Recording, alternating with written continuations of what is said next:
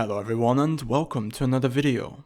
This will be an unusual review, for this channel anyway, as we are taking a look at a wireless keyboard for a change, the Logitech MX Keys Mini. Enjoy!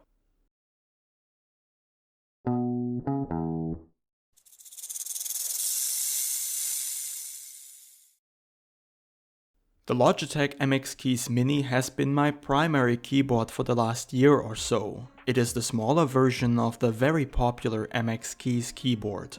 The first thing you will notice is that the number pad is missing, but also the arrow and editing keys have been pushed into the keyboard, effectively giving it a 75% layout.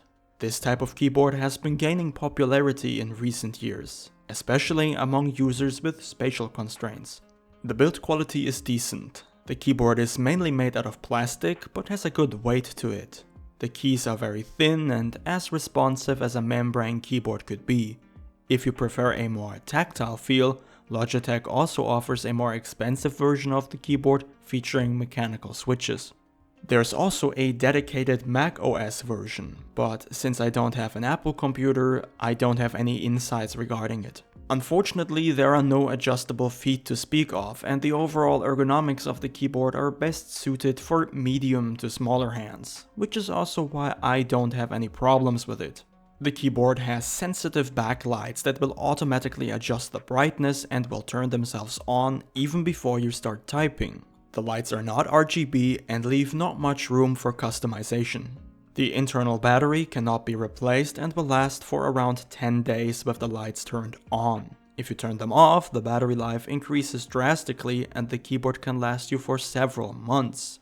You can charge it using Type-C USB. However, this does not include any sort of wired mode. Even if you are plugged into your computer, you will still have to connect via Bluetooth in order to use the device. Pair that with the internal battery, and you have a product that will inevitably become e-waste.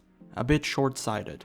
The MX Mini uses Bluetooth 5.0 and the connection varies a lot depending on your device. In my experience, the best way to use this keyboard is by buying the Logitech Bolt adapter. It has minimal latency and you can use multiple devices simultaneously, but it is sold separately. It would have made a lot more sense to include it in the package, I believe.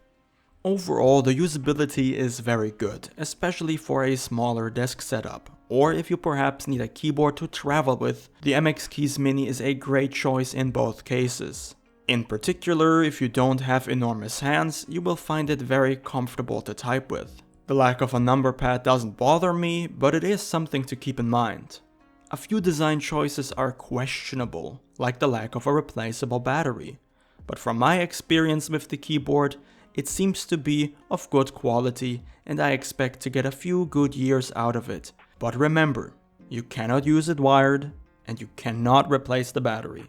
Once the battery is dead, there's not much you can do. In summary, if you are on the lookout for a wireless keyboard with a 75% layout, this is one of the better choices available. But whether it's also the best bang for your buck depends on the price. I got it during a sale for 60 euros, or roughly 65 US dollars, which is a good deal.